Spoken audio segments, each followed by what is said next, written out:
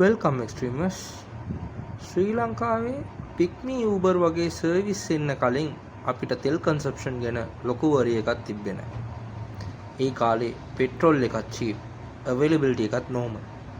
රුපියල් 100ක් 200ක් දාලා බයික් එකක් හරි කාර් එකක් හරි රන් කරගන්න පුළුවන් කාලයක් තිබ්බා. ඒ කාලේ හුඟක් කට්ටිය පෙට්‍රෝල් ෆුල් ටැංක් ගන්නෙත් නැහැ. ඒ වගේම ඒ කාලේ තිබුණ එන්ජින් BS2 BS3 වගේ එන්ජින් තමයි. ඒක නිසා මාළුකොට ඉෂුස් උත් තිබුණේ නැහැ.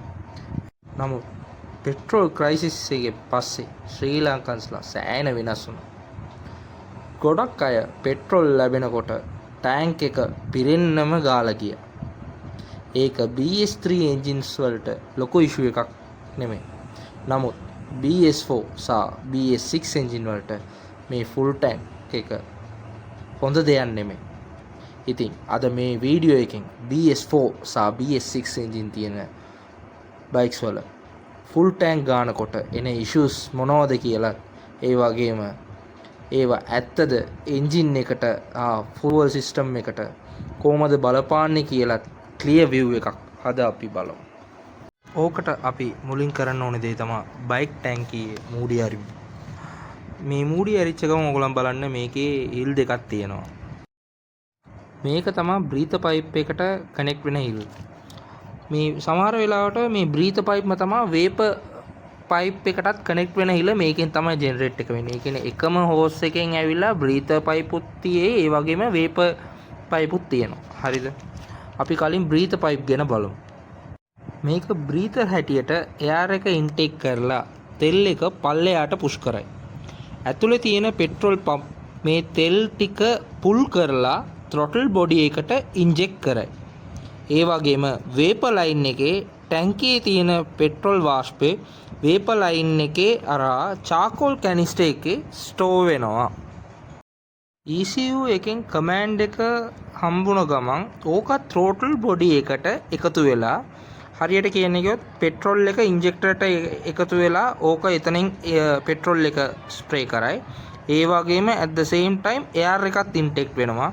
ඒකත් එක්ක වේපර් හෝස් එකේ පෙට්‍රෝල් වේපර් ටික සේරම ඕකට ස්ප්‍රේ වෙනවා. හරිද? ඒ කියන්නේ මේ වේපර් ඔක්කොම මේ තුනම මික්ස්චර් එකක් හැටියට ඇඩ් වෙනවා. මේ සේරම එන්ජින් එකට කනෙක්ට් වෙද්දී ස්පාර්ක් ප්ලග් එකත්, ඒ කියන්නේ ස්පාර්ක් ප්ලග් ගේ සපෝට් එකෙන් ස්පාර්ක් එකක් ඇදෙන ඉඳා එන්ජින් එක රන් වෙනවා. මේක තමයි ප්‍රොසෙස් එක. දැන් අපි මේ ප්‍රොසෙස් ටික බැලුවා. දැන් අපි බලමු ෆුල් ටැංක් ගැව්වොත් මොන මොනවාද ඇතුලේ ඇති වෙන්නේ, අනික මොන මොනවාද උතනදී ක්‍රියේට් වෙන්නේ කියලා. දැන් අපි ෆුල් ටැංක් එක කියන්නේ ටැංක් කට පිරෙන්න තරමටම ගැව්වා. හරිද? දැන් ඔයා නිකන් හිතන්න ටැංක් කට පිරෙන්න තරමට ගැව්වොත්, හරිද? උඩ තියෙන එයාර් එක එතන ජෙනරේට් වෙන්නේ නැහැ. ඒ කියන්නේ ටැංකියේ මූඩිය ගාව ඇවිල්ලා කිසිම එයාර් එකක් තියෙන්නේ නැහැ උතන. එයාර් එක තමයි පෙට්‍රෝල් එක යට කරන්නේ. හරිද?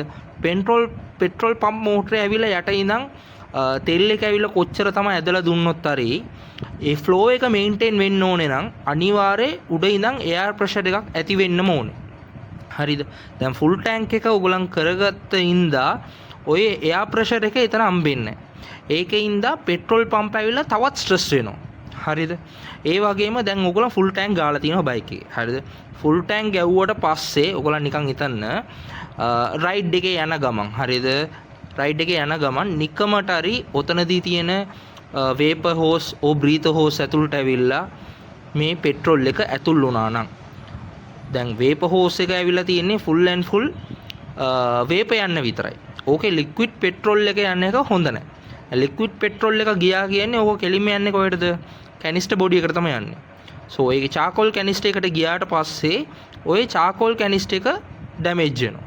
ඊට පස්සේ ඔතනත් පොඩි වේදමක් ඇති වෙනවා චාකෝල් කැනිස්ටර් එකට. හරිද? ඒ වගේම බ්‍රීතර් හෝස් එකට ගියොත් එතනින් එයාට එයා බ්ලොක් එකක් ඇති වෙනවා.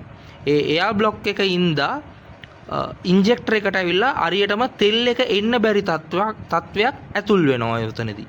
ඒක ඉඳා වාහනේ යන ගමන් මගදී නවතින්න පුළුවන්. අනික පිකප් ලොස් එකක් තියෙයි. ෆුල් මයිලේජ් එකක් ඉම්පැක්ට් වෙයි. ඒ කියන්නේ දෙවෙනි තුන්වෙනි ගියර් එකේ සමහරට ගැසි යන්න පුළුවන්. ඉතින් මේ වගේ ඉෂුස් සේරම එන්න හේතුව බොහෝ දුරට මේක වෙන්නත් පුළුවන්. සෝ ඒකින්ද පුළුවන් තරම් පෙට්‍රෝල් ෆුල් ටැංක් කරන එක අවොයිඩ් කරගන්න. සෝ පෙට්‍රෝල් ෆුල් ටැංක් එකක් ගාද්දී අනිවාර්යයෙන් එයා ગેප් එකක් පොඩි තරමට තියලම ගන්න. හරිද? ඕම තියලා ගාද්දි ඇවිල්ලා ඕක දැන් අපිට ඕකෙන් අපිට පෙට්‍රෝල් පම්ප් එකක් පරිස්සම් කරගන්න පුළුවන්. ඒ වගේම කැනිස්ටර් චාකෝල් කැනිස්ටර් එකත් අපිට පරිස්සම් කරගන්න පුළුවන්. බ්‍රීතර් හෝස් එක, වේපර් හෝස් එක, ඔය ටිකේ බ්ලොකේජ් එක අපිට ෂේප් එකේ තියාගන්න පුළුවන්. ඉන්ජෙක්ටර් EFI ටියුන් අප් පිටන් දැන් මේ ඔක්කොම අපි කරන ඉඳ අපිට සේෆ් ගාඩ් කරගන්න පුළුවන්. මෙතනදී අපි ෆුල් ටැන්ක් කරන්න ගිහිල්ලා අන්තිමට අපිම අපේ බයික් එකට කෙල කරගන්න වැඩක් තමයි උතනදී වෙන්නේ. ඒකින්ද අනිවාර්යෙන් ෆුල් ටැන්ක් ගන්න එක නවත්තලා පොඩ්ඩක් ඒ කියන්නේ පොඩි ප්‍රමාණයක් කට පිරෙන්න තරමට ලාවට තිබ්බොත් ඇති. පොඩි එයාර් වෙන්ට් එකක් තියෙන තරමට ඔයගොල්ලන් ස්පේස් එකක් දෙන්න. ඕක බයික් එකේ එන්ජින් එකට ඇවිල්ලා සෑහෙන හොඳක් වෙන්නේ උතනදී. ඒ වගේම මේ බයික් එකේ මේ පෙට්‍රෝල් ටැන්ක් මූඩිය ගාව තියෙන හෝල්ස් තියෙනවනේ මේ ඉල් ටික. ඒක වෙනස් වෙන්න පුළුවන් එක එක බයික් අනුව. හරිද? සමහර බයික් එකේ බ්‍රීත කරන්නේ වෙනම දෙයක්, මේ වේප කරන්නේ වෙනම ඉලක් තියෙයි. සමහර එකට දෙකම එකම ඉලයි තියෙන්නේ. හරිද? අන්න ඕක ඇවිල්ලා මෙකැනික්ස් ඒ කියන්නේ ඒ අදාළ මෙකැනික්ස්ලාට දන්නවා. හරිද? දැන් ඕකෙන්ද අපි ওই තරම් ඒ තරමට ටෙක්නිකලි නොලෙජ් එක අපිට දැනගන්න ඕනේ. ඒ කියන්නේ හැබැයි මොනවාද වෙන්නේ? පෙට්‍රෝල් ෆුල් ටැන්ක් එකක් ගැව්වේ නැත්තොත් මොනවද තියෙන වාසිය අනික ඇයි මේක වෙන්නේ කියන දේ හැමෝටම දැනන් ඉන්න ඕනේ. ඒක නිසා තමයි මම මේ වීඩියෝ එක ඔයගලන්ට සබ්මිට් කරේ. සෝ මේකෙන් ඔයගලන්ට තේරෙනවා ඇති ඇයි අපි ෆුල් ටැන්ක් ගන්න එක අවොයිඩ් කරන්න ඕනේ කියලා. ඒ වගේම එතනදී මොනවද වෙන්නේ කියලා. දැන් වේප එක ඇවිල්ලා උතනදී ක්‍රියේට් වෙන හේතුව දැන් පෙට්‍රෝල් එක ඇවිල්ලා පෙට්‍රෝල් ෂෙඩ් වල ඔයගලන් බලලා ඇති සමහරට පෙට්‍රෝල් ගාදී වල පොඩි වේපර් එකක් එනවා. ඒ කියන්නේ වාෂ්පයක් එතන පිට වෙනවා. හරිද? ඒක අපිට බයික් ටෑන්ක් එකට ගැව්වට පස්සෙත් ඒ කෙමිකල් එක එම්ම තියෙයි. ඒ කියන්නේ ඒ වාෂ්පය එම්ම තියෙනවා. ඒ වේපර් එක එම්ම තියෙයි එතන. හැබැයි කලින් ඒ කියන්නේ BS2 BS3 වල ඇවිල්ලා ඒ වේපර් හෝස් හරහා ඒක එම්ම ඕවර්ෆ්ලෝ වෙන විදිහට තමයි ඒගොල්ලන් කරලා තිබ්බේ. දැන් තියෙන BS4 BS6 එකේ ඒ වේපර් එකත් ෆුල් කන්සප්ෂන් එකට පාවිච්චි කරන විදිහට තමයි මේගොල්ලන් අදලා තියෙන්නේ. ඕකෙන්ද තමයි EFI ගේ ටෙල් ඇවිල්ලා ඒ තරම් වැඩ කරන්නේ. සෝ අපිට ඇවිල්ලා ලික්විඩ් පෙට්‍රෝල් එකෙන් උත් ෆෝමේෂන් එකක් හම්බ වෙනවා. ඒ වගේම ෆුල් වේපර් එකෙන් උත් අපිට වාසියක් වෙන්නේ උතන. එහෙම තියෙද්දි අපිට මේ පුළුවන් තරමට උපරිම ප්‍රයෝජනයක් EFI බයික්ස් වල ගන්න පුළුවන් තෙල් පැත්තෙන් ගන්න කියෝ. ඒ වගේම දැන් කොච්චරක් වාසිය තියෙනවද ඒ වගේ අවාසියකුත් තියෙනවා. ඕක මොනාරි ප්‍රශ්නයක් ඇති වුණත් ඕකට අපි සෑහෙන ගාණක් වියදම් කරන්න ඕනේ. ඒකයි කියන්නේ. ඒක සාමාන්‍යයෙන් ඕය එම නිකමට ඩැමේජ් වෙන්නේ නැහැ. දැන් අපි ෆුල් ටැන්ක් ගන්න ගියොත් මේ වගේ ඩැමේජස් අපිම ඇති කරගන්න පුළුවන්. සෝ පුළුවන් තරම් මේ වීඩියෝ එක උඟක් කට්ටිය ෂෙයා කරන්න. හැමෝම ප්‍රයෝජනවත් වෙන්න ඕනේ. ඒ වගේම මම තව හොඳ වීඩියෝ එකකින් ආපහු ඔයගලන් කට්ටිය හම්බෙන්න.